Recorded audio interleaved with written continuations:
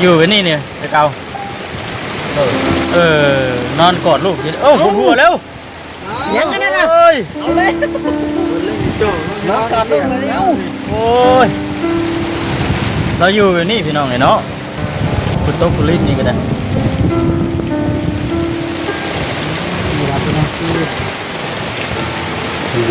ดาวหนังเอ้ยนอนกอดลูกน่ะคนหัวซะอีก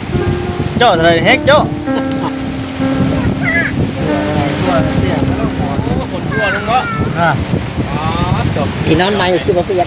แล้วนอนขาทุกอย่างนี่พยานอยู่ดิเอาข้างก็เอาเลยเรื่องนี้ซื่อเลยไม่อยากรบกวนผู้อื่นก็เนี่ยรู้เป็นสลายอะไรทุกคนก็ได้แม่น้องว่าเราบริสุทธิ์นั่นเนาะไม่อยากไปรบกวนเพื่อนไปซื้อลายขึ้นแล้วข้างต่ออีกฝนหัวจะโจกลงมาพี่น้องเลยลงลีชีวิตพอใหม่โอ้ยพี่น้องเลยเนาะกอดลูกนอนคนหัวเนาะคนหัวก็ต้องยับแบบนี้ติกลางคืนเจ้าก็นอนกอดลูกอย่างที่บ่นอนกอดลูกอย่างที่เราอ่ะ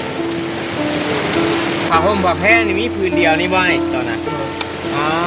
จบอีสนได้พี่น้องไอ้ผู้ลูกชายก็ได้เชียนไปทั้งนั้นเชียนไปทั้งนี้อยู่เนาะให้ลูกบอกให้ลูกเปียกนะรับย้อมเปียกแทนลูกย้อมเปียกแทนลูกเราบอกให้ลูกเปียกของจริงเราบ่ย้อมเปียกแน่บ่ย้อมให้ลูกเปียกลูกพอเปียกช่างมันพอเพียงแต่มาให้ลูกเปียกพอแพทย์เราไปตรงครับคนนอนก็บ่ได้พยายามเราตุ๊กพี่โรยผมเปียกกันโอ้คือว่าผ้าเหลื่อมเลยตกใจเบิดไว้ตุ๊กกระจายแล้วคุยกันเลยเดี๋ยวผ้าเหลื่อมฝนตกพี่น้องเนาะพายุเป็นลมโอ้ยฝนหัวจะโจบอยู่นี่น่ะเป็นจะไรเด้ป่านนี้ถ้าคนโมเช้านี่มึงแรงจะต้องไปลบอยู่ขอลบในเถียงเพิ่นเด้อแม่ขอรบกวนเป็นรถล่ำเทือล่ำข้าวล่ำใดข้าวแม่ฝนตกอยู่มาได้ไหมเนาะแบบปีนไปทั้งนั้นปีนไปมีเนี่ยทำคักว่าคนตกใช่นะคักมันโจ้เลยมันแค่แค่แล้วฝนตกเปียกเก็บไว้ตัวไรมันเปียกมุ่งนี่เขาตัวไหนมันนั่นเขากระพับใส่ถุงยางไว้ได้ปะเขาท่อนเครื่องไว้อะนะเอาลงใส่น้ำกันไว้กันเลยมันยังโมเปียกเก็บไว้ทำน้องเป็นศาสตร์เป็นอันนี้เจ้าของมาไว้ไว้นี่เนาะแอบอยู่ที่นี่เจ้าก็วางไว้ล้นอยู่บ้านนี่ละมันกะสีได้พื้นที่อีกโอ้ยนี่หัวอะไรนี่ก็ได้อันนี้ก็หัวอีกแล้วตัวดูบ่ได้เลยนี่จะบอลหัวพี่น้องไอ้พวกเหงาลงนี่ยอดก็เลยแล้วอันนี้อยู่ได้เพราะเป็นเนาะมาถึงฝนตกลำบากพอสมควรพี่น้องบ่ได้เลยพอแพทย์ชิดป่าฝนสร้างเต็มห้องยังไงนี่ต้องไกลหันหน้ามาทางคนขวา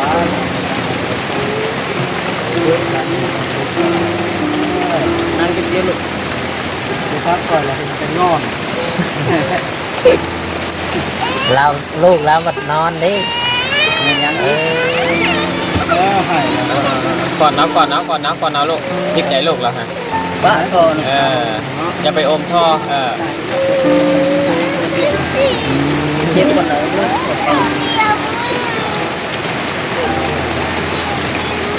โอ้เจ้าทำนี่เราอยู่ก่อนลูกถ้าเราเวิร์ดเป็นแบบนั้นสาบหมดแล้วกันฉากว่าตะกี้คุณเน่ตะกี้มันมัดแล้วตัวเนี้ยได้ฉากก่อนว่าหมดแล้วเราโถเวิร์ดใครที่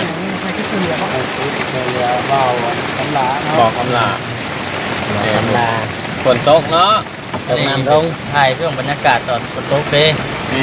กับอีกดีเบิ่งน้ำกัน ไม่ให้แล้วกันนะ ไม่ให้เราอีกแล้ว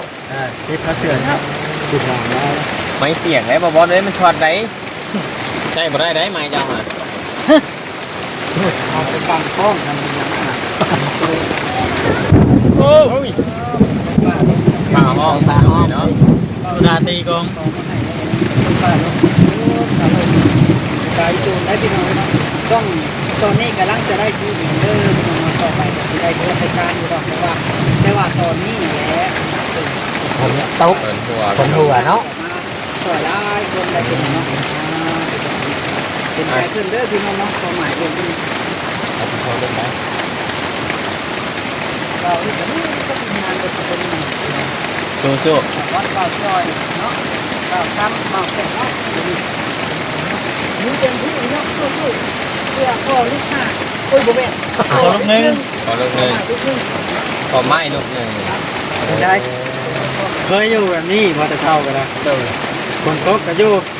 ดูไปเจ็บส้นไป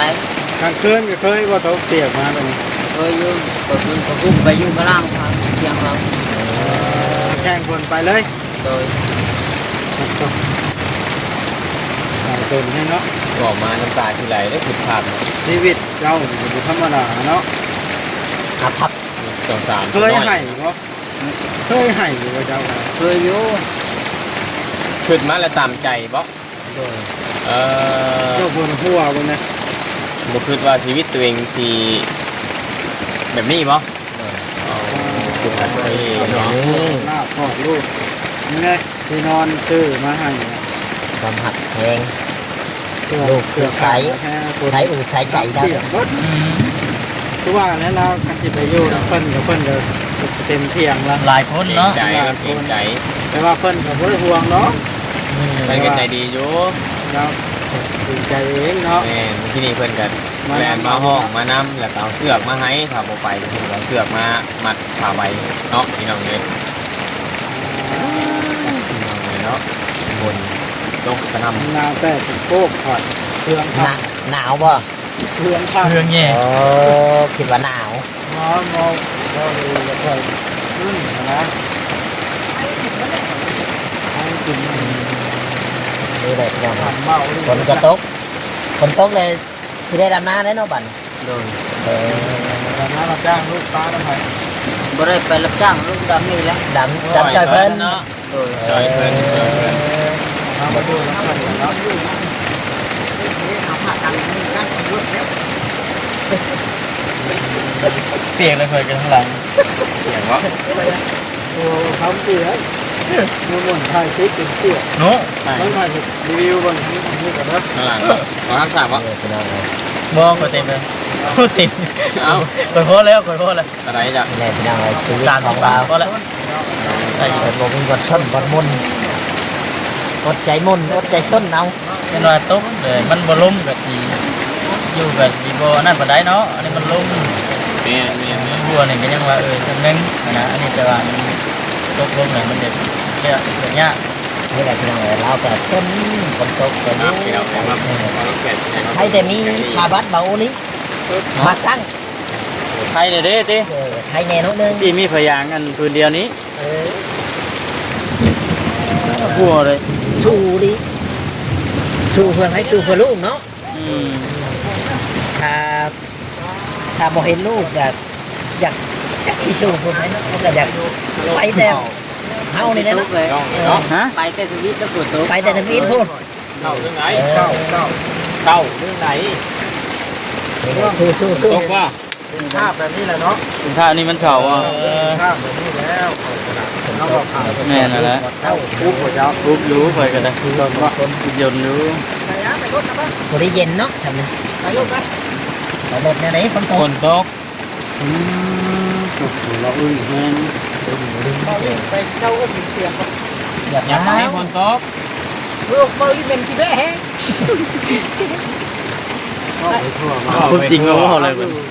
ตลอดปีตลอดชาติ ดูนี่นะบ่แม่นพุ่นทุกคน ไปว่าวในนั่นได้บอกดีเลย ไปค่ะไป ยาวอะไรเนาะ ไปเบิ่งคอแม่ อย่าว่าก็ได้คิดก่อน